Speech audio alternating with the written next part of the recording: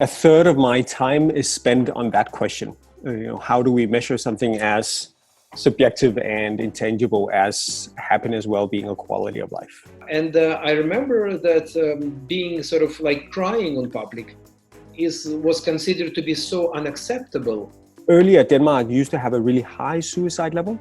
So the Danish suicide level used to be one of the highest in the world. It peaked in 1980, around 36 per 100,000.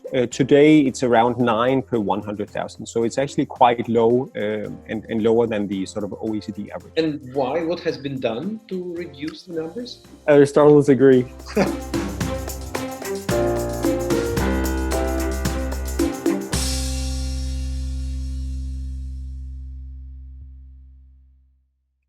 Hello, Meik.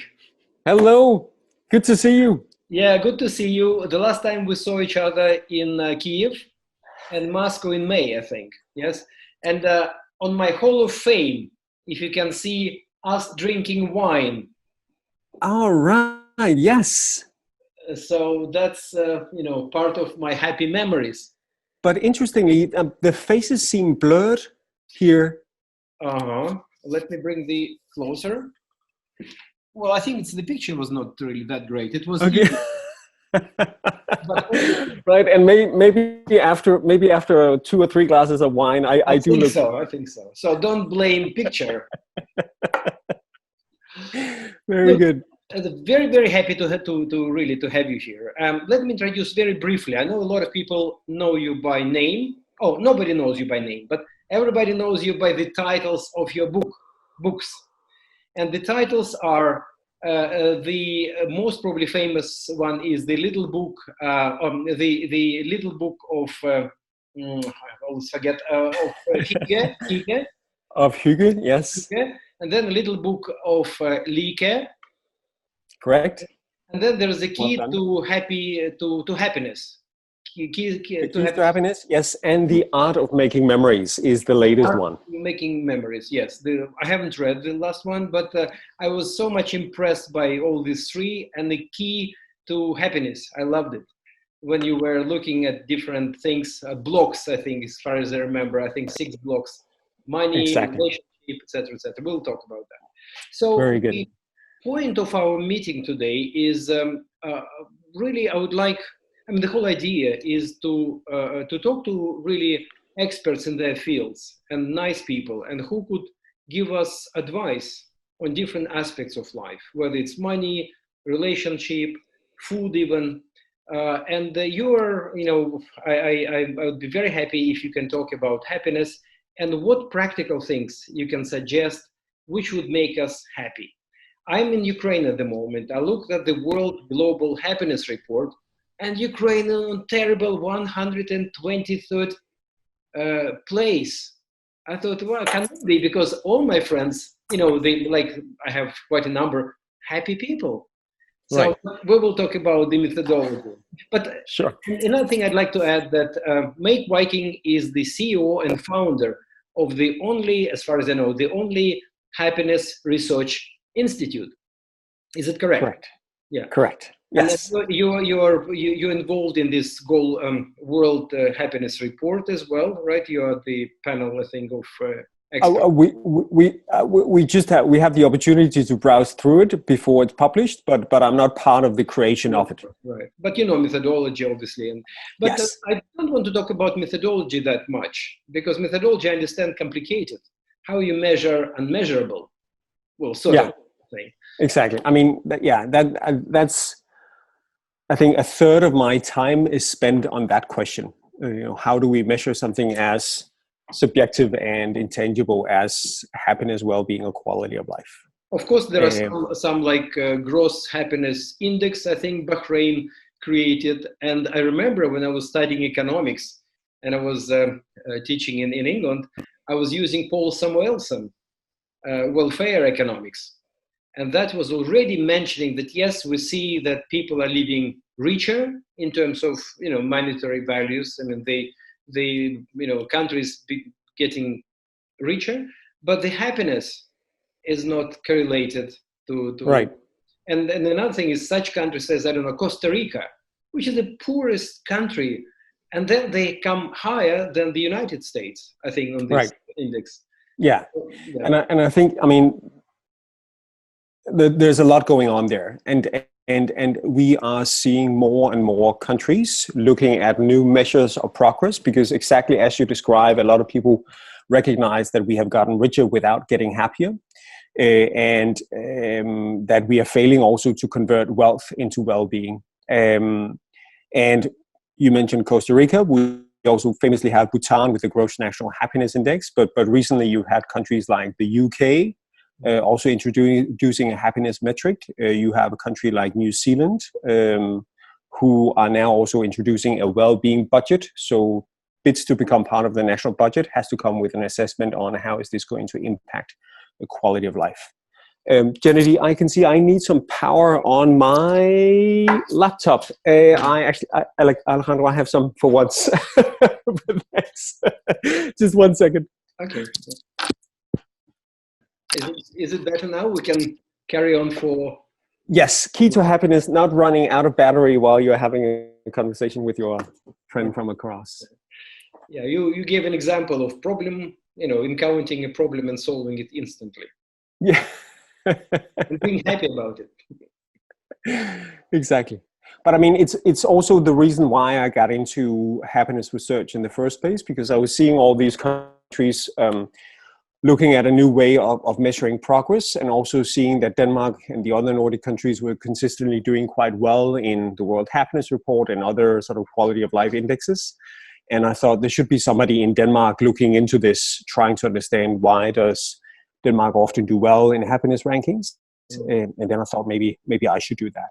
And that's now 7 years ago. Right. Because I spent quite a lot of time in Denmark. Maybe I told you, I was a visiting professor at Roskilde University. Yes. And out of all Scandinavian countries, really Danes came as very open, very kind of lovely people who wants to have social life, rich social life. And another thing what I've noticed, I think the same problem in Sweden, this community feeling. When people were, it's like socialist sort of type kibbutz even in megapolises, when people were sharing some instruments or children's toys, or they had the common room for children to play. And this is something, and another thing which was amazing, that you can sell your house in that community, but the new member must be approved. So it's not how much money you actually pay. It must be approved by the rest of community to accept you. I remember Uwe Pedersen. I remember the guy. He was introducing me to this many years ago. It's like 30 years ago, I think. But that was impressive. So maybe Danes are by nature. Some people saying that there are genes in our bodies which allows us to be more happy, and then those with the less of these genes, they're less happy. Right.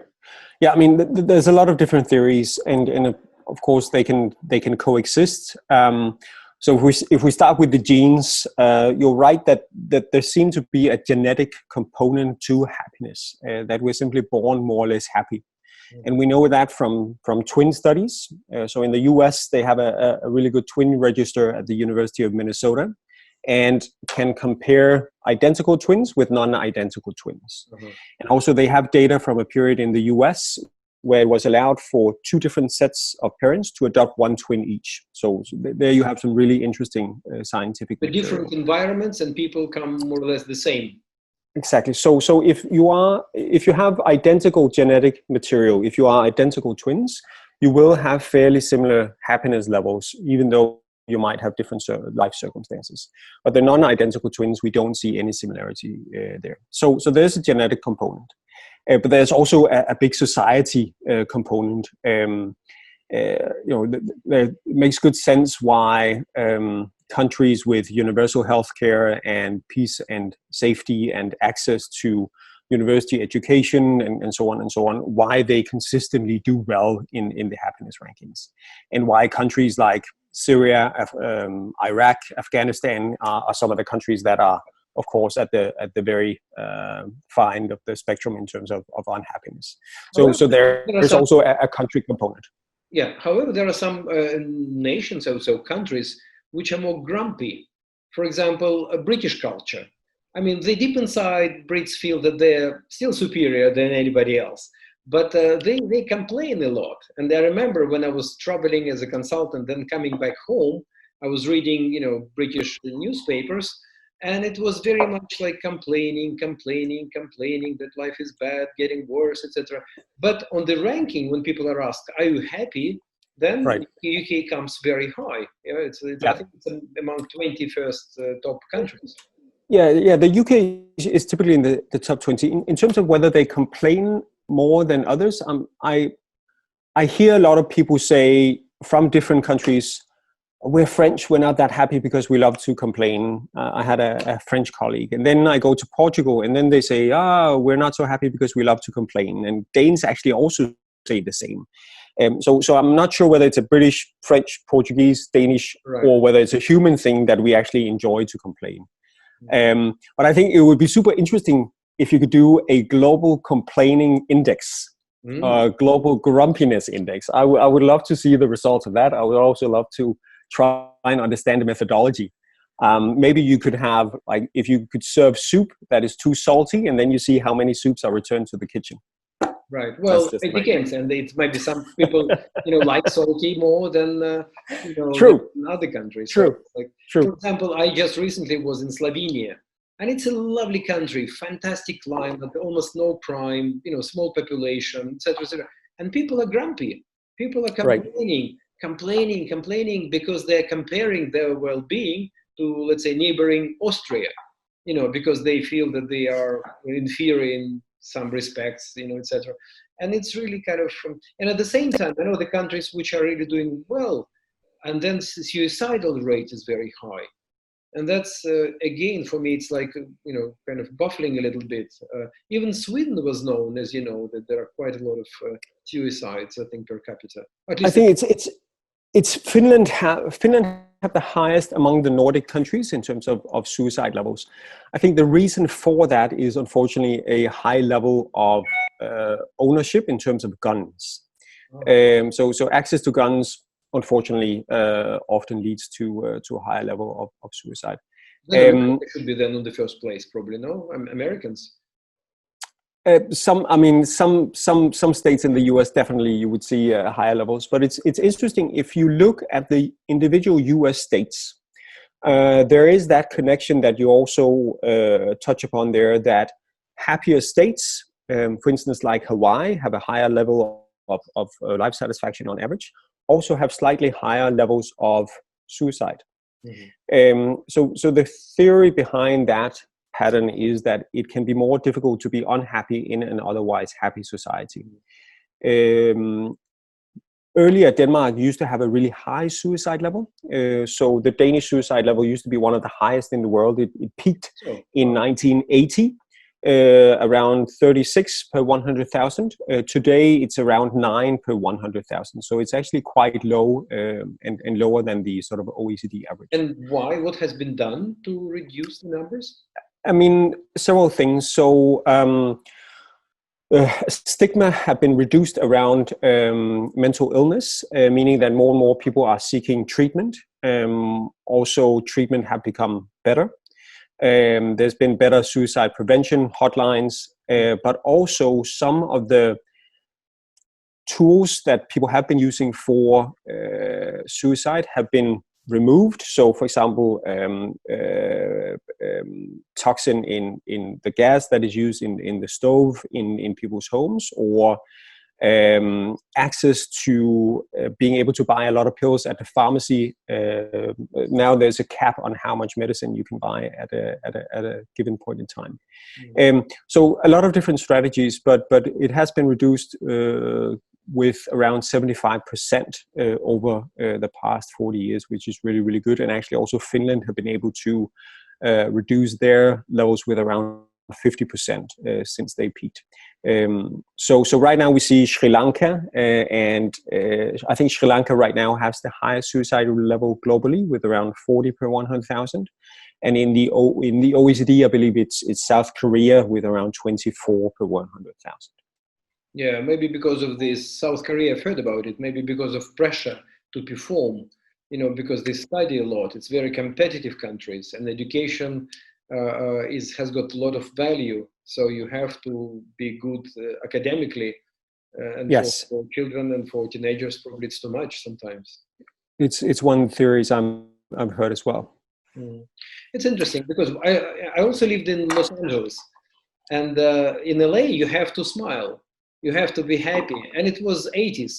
And I remember that being sort of like crying on public was considered to be so unacceptable, and so kind of genuine emotions of unhappiness was not accepted.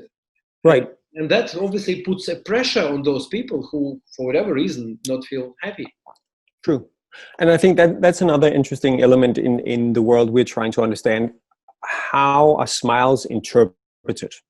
Because, I mean, to me, smiling is not synonymous with being happy, because you can smile without being happy, and you can be happy without smiling. I think smiling is more a tool of communication. And in some cultures, it's perceived as a positive trait. In the American culture, definitely, in a lot of Western European countries as well. If you smile, you come off as sort of friendly. But I understand in a lot of Eastern European countries, you see if you smile, that it doesn't necessarily only have positive connotations. And I think there's a famous proverb that goes something along the lines: if you smile without having a cause for it, you're not that intelligent. So I'm painfully aware of that when I can see I'm smiling. I should also explain a little bit about the background, but perhaps you could first comment on the what's I mean, you have a lot of experience from Eastern Europe. What is the sort of cultural interpretation of a smile? I think my explanation is that it was suppressed societies where to show emotions on public was considered to be inappropriate, whether it's crying or smiling. And the smile was perceived as weakness.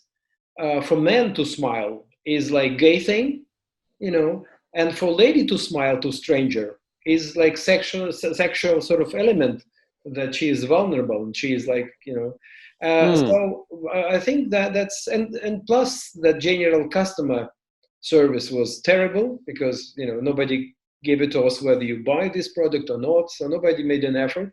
That's why the Soviet Union shops were particularly known for grumpy salesperson, etc. So and then if you look at the culture, let's say it's a northern culture, if you even compare, if you look at the Soviet Union, those ones in the south, let's say Ukraine, they smile more than, let's say, some Siberian people, Interesting, who live through a really tough time. And for them, if somebody smiles, like, it means that hell of a lot. It's top of happiness. But normal face was like blank. And then again, it's much a thing. You have to be macho. You have to be ready for action, and mostly negative action. So you have to be prepared. If you smile, then you're off guard, sort of. But it's my kind of humble, unprofessional explanation of that. Yeah. I also I think if somebody smiles a lot, for example, I'm deep inside, I'm suspicious. What the hell is wanted from me? Now it's okay, I'll try and look more serious. But I should explain, because it's actually quite relevant to what you see behind me. So we're expanding the Happiness Research Institute with a museum, which will open here in Copenhagen in June. So a happiness museum where people can see history of happiness, science of happiness, and so on. And we'll also have a section on smile. And that's why we have Mona Lisa, of course. Her smile is, I think, one of the most famous in the world. But we also have a selection of... Is it? I'm not sure I'm actually not sure whether this is Rubens, but this is from the Dutch Golden Age. So in the 1600s in the Netherlands, you suddenly started to see a lot of people smiling in pictures, which was not... And drinking. And drinking, exactly. Drinking and playing music. Yes. So there's different theories on why you didn't see smiling before in painting. And one of them was, yes, it was only drunk, poor people that were smiling. Another theory is that people had such bad teeth that you didn't show the teeth. And thirdly, because it took so long time to paint a painting, it's a more difficult pose to hold for those hours it takes than just having a stern face. How amazing. I would never thought about it, but that's true. I mean, to keep it smile like that. I mean, if now you can put a picture, right, and then maybe kind of paint a smile. But yeah, amazing. Yep. Amazing. Yeah, go ahead. I was wondering how coronavirus, because a lot of us, and I'm sure you probably have the same sort of feeling that, you know, our value system became slightly adjusted, slightly more natural after all this, and it's not over yet. But I personally feel that it made me feel more human. It made me feel less definitely consumer sort of type person. I really cannot imagine myself now shopping for some silly things which I don't really need, and definitely focusing on more important things like relationship, like appreciation of air, of breathing, drinking, you know, fresh water and good simple food. And I think the happiness report, if somebody would be doing it after Corona, then of course, apart from those who lost their, you know, dear ones and relatives, and my heart cries when I say it's kind of good stuff, but it's not good stuff. I mean, it's tragic stuff.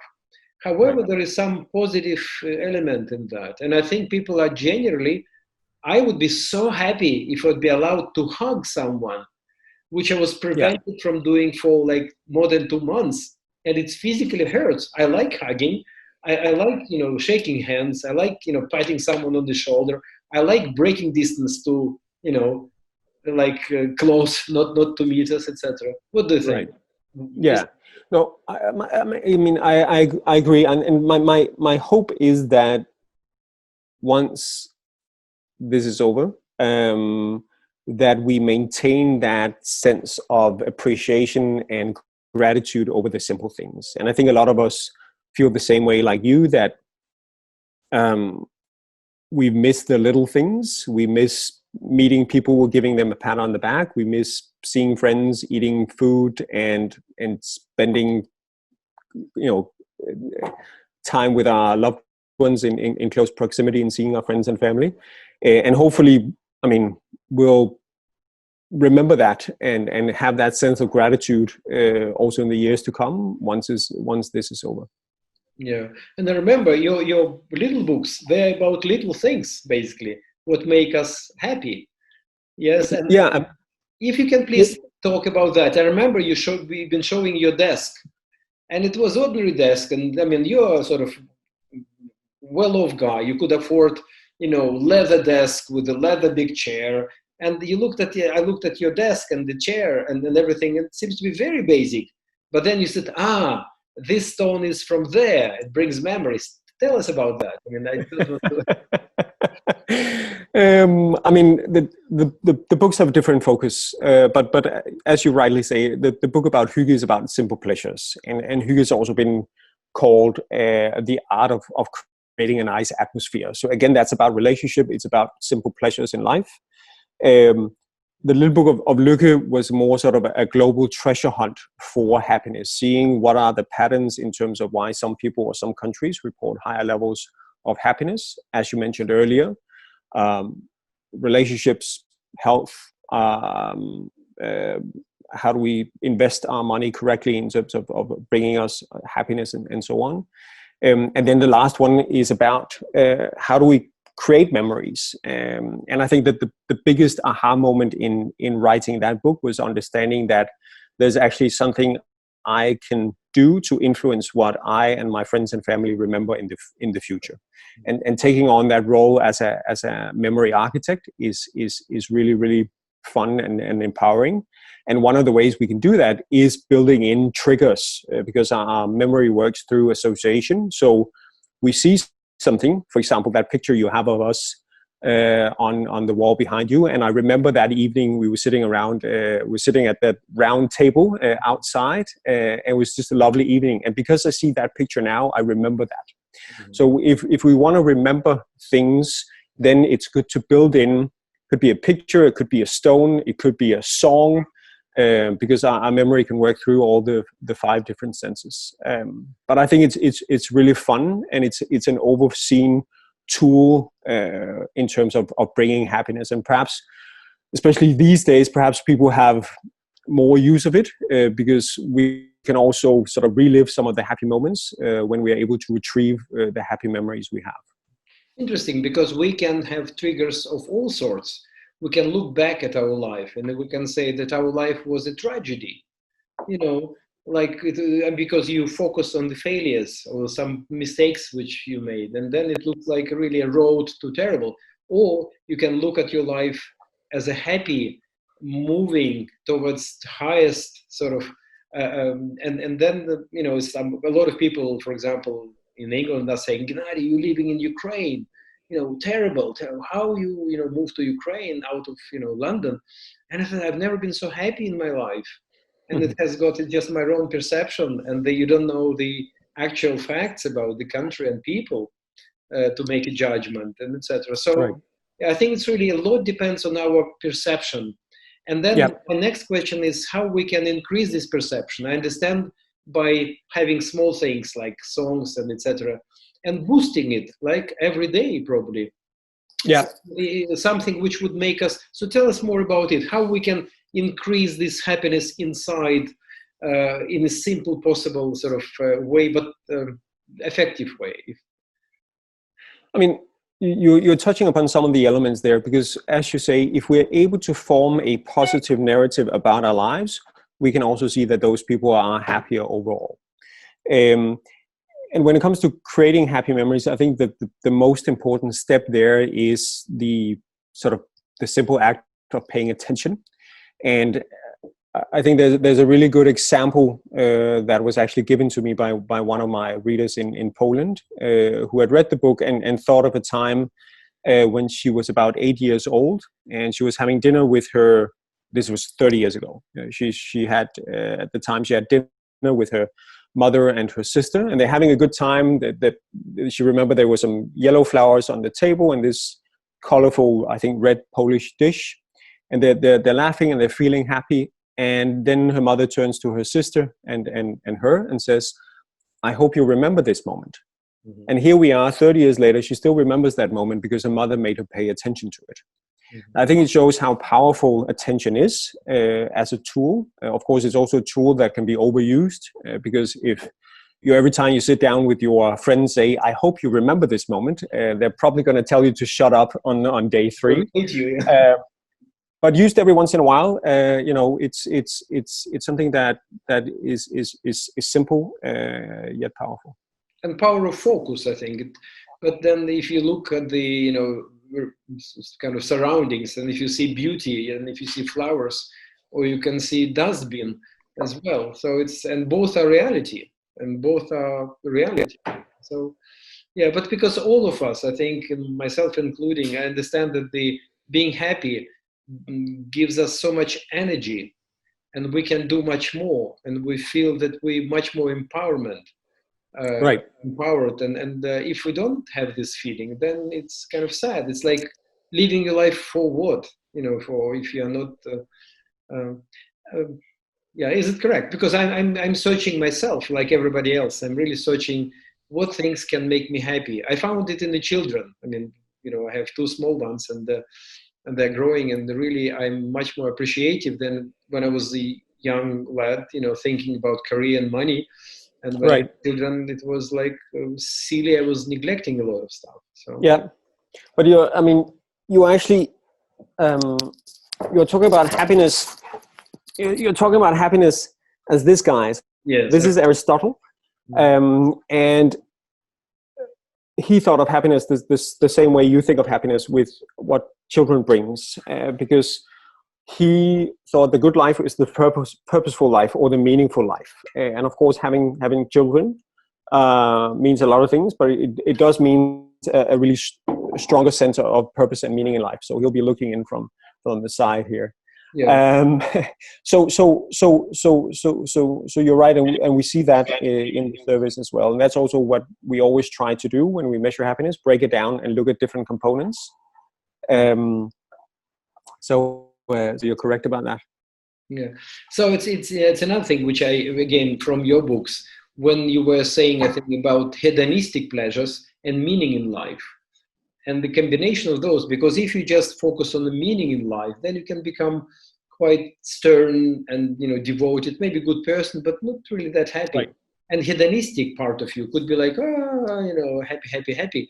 And then Yeah. the truth is somewhere in between. Yeah. I agree. I think we are all trying to find that balance, and it can be difficult, sort of trying to weigh, you know, instant gratification or short-term pleasures up against long-term sense of purpose. And I think it was perhaps best described by, I think he's called E.B. White, who wrote that every day I wake up torn between wanting to save the world, so having a sense of purpose, and savor the world, so having pleasures. And he wrote that makes it kind of difficult to plan the day. But I think if we think of happiness as this umbrella term where we need a sense of purpose, we need a sense of connection with other people, but we also need pleasures that come on a daily basis, for example, in the form of good food, and also thinking about happiness as feeling good about life overall. So taking a step back and evaluating our life and feeling happy with what we see, and thinking of happiness as happy in your life and happy for your life. Right. Then I think we're picking ingredients from the right boxes that hopefully leads to happiness in different categories. Yes, but the observation that happiness index is growing, right? So people are, no, because when people started paying more attention on happiness, is it improving or it's opposite? What do you think? General, different, say probably. It depends where you look. So you'll see some countries increasing when we look at life satisfaction, and you'll see countries decreasing. So I think the biggest drops we've seen in happiness over the past 10 years have been countries like Venezuela and Greece, I think for obvious reasons for both of those countries. Mm-hmm. I can't remember where we've seen the biggest increases, but I believe it's some diverse countries around the world. Before our talk, I looked at Russia and Ukraine. Ukraine has increased, I think, by 12 points, and Russia decreased, I think, by something like 15 or 20 down. So, okay. Yeah. So, but obviously, it's of course subjective. Depends very much on, you know, whom you ask, how you. It's understand that it's kind of difficulty and challenge of measure not very well measured. At the same time, in economics, I know that what is measured can be managed. And if you cannot measure it, you cannot manage it. And I think there is a truth in that as well. So we have to have some indexes, some indications, some data. Right. Yeah, and what you measure matters because we pay attention to what we measure, and it influences our behavior. So in the past few years, I've started tracking how many steps I walk each day. And obviously, I take more steps now because I monitor that. Because of the smartwatches, no? Well, I just use my phone. I'm not as advanced as you are, so I just it's great stuff. It's like it gives you like immediately like a prize. Music is playing if you do 100, and if 10,000, and if you do like 9,999, you feel unhappy because you feel, well, damn, you know, I could make one more step and get the music. Very good, very good. I must get the last, Meik, I know that you're very busy. What do you believe, I mean, deep inside for the future? I mean, we're talking about artificial intelligence, where we're moving into something, this exponential growth, you know, in technology. And then Harari said that Homo sapiens, probably it's the last generation of Homo sapiens as we know, because the next one will be with chips, with certain devices connecting us to the internet, etc. So what you believe in as a researcher in the future of mankind? Are we going to be happier or just more efficient, more, you know? I mean, I think there is room for optimism. We are seeing a lot of countries getting happier. We are seeing more and more governments embracing new measures of progress in terms of well-being and quality of life. And I think there's a lot of pitfalls and a lot of dangers with emerging technologies, but there's also potential for improvement, applying developments to help us improve mental health. I see some potential in using our smartphones actually as an early detection mechanism for suicide prevention. So I think there's you can definitely put on the optimistic hat if you want. Because it's like not for myself. I mean, I know they can handle it, but then for children, what will be after I'm gone? What future they will have. And then I think my biggest mistake, one of the biggest things which I regret, that I should be more happy when I was 20, 30, 40, So before I started personal development, and I realized that I can be happy from within, not because of. Right. And then I think if people understand that, and young people understand that happiness comes from within, not when they're judged or when they get something, but happiness comes from just living and enjoying freedom, which democracy can give us and the societies can give us. I think we definitely well said. Well said. Better society. Well said. And Aristotle's agree. Well, thank you very much, Meik. Really pleasure talking to you. And I wish I could go on. If we'd have another bottle of wine, we could carry on, I think. Sounds good. Yeah, I know that people drink sometimes, like clicking even, making toasts on the internet. Isn't that terrible? Huh? Oh, it's not terrible. It's just a way out of the situation. I agree. Trying to bring some element of normalcy to the situation. Oh, thank you very much. And please make this world a happier place. Thank you for your efforts and your writings. Thank you. Thank you very much. Okay. Take care.